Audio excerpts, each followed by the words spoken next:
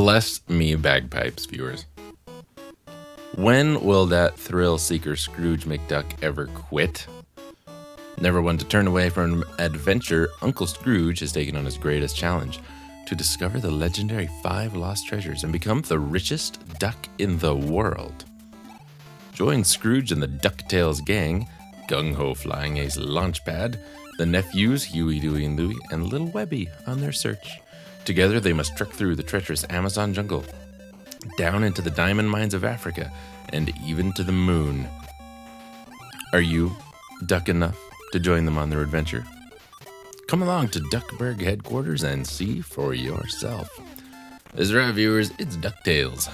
Capcom made this game and released it to us, the unsuspecting public, in 1989.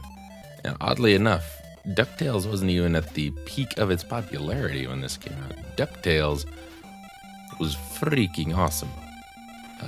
The show, the movie was pretty good, and the game is very good. And then they made a second game, and then they didn't make any more because there was not really much going on. So, I bet you would like to know what the Japanese name of this game was, since it was called DuckTales in America.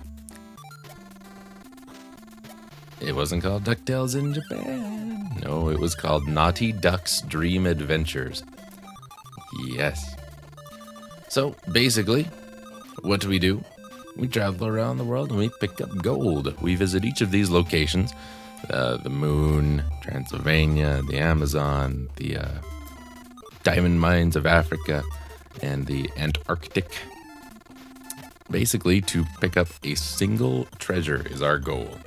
That is the end of the stage. You beat the end of stage boss, you get the treasure, you go home.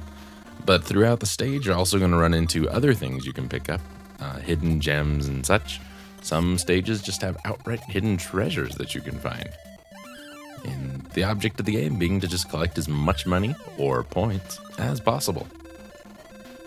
The game was ported over to the Game Boy, and is completely unrelated to DuckTales The Quest for Gold, which was released on personal computers in the early 1990s.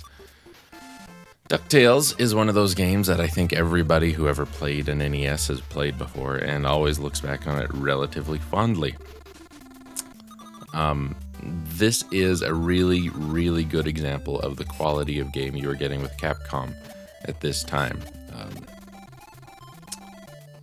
A lot of people who worked on the Mega Man games worked on DuckTales. You can see it in some of the sprite design, some of the stage layouts. Music's a little bit different, but it definitely has a Mega Man-esque kind of feel to it. And who hasn't heard the theme for the moon yet? If you have not heard the moon theme, go and find it and listen to it. If you have not played this game, go and find it and listen to it.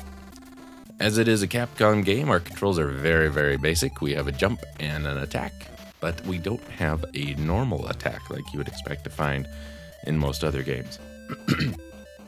To defeat his foes, Scrooge has to use his trusty cane as a pogo stick.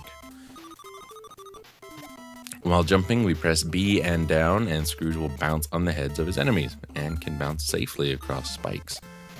He also has like a golf club kind of swing, which doesn't quite do the job, because Scrooge has to be standing next to an immovable object to use his golf club swing, and it's more used to get blocks out of your way and knock treasure chests down from heights and things like that.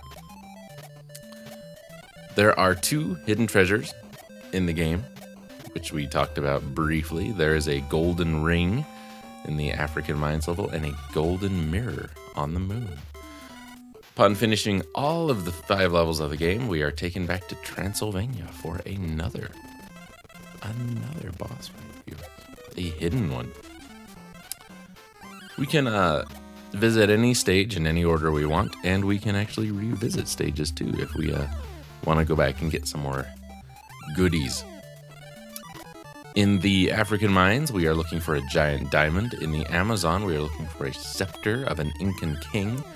In the Himalayas, we are looking for the lost crown of Genghis Khan. On the moon, we are looking for the green cheese of longevity. And Transylvania has for us the Coin of the Lost Realm. Now, we do have some visitors from the show who make an appearance in this game. Not only Scrooge McDuck, who is our playable character throughout the whole game, but we'll also run into Huey, Dewey, and Louie a few times in certain levels, who will basically just give us hints and help us out getting through some tight situations, you might say. Webby Vanderquack, who, if you remember, is the daughter. No, is she the daughter? I think she's the niece, if I remember right, of Mrs. Beakley, the maid. She will show up and basically do the same thing as Scrooge's nephews.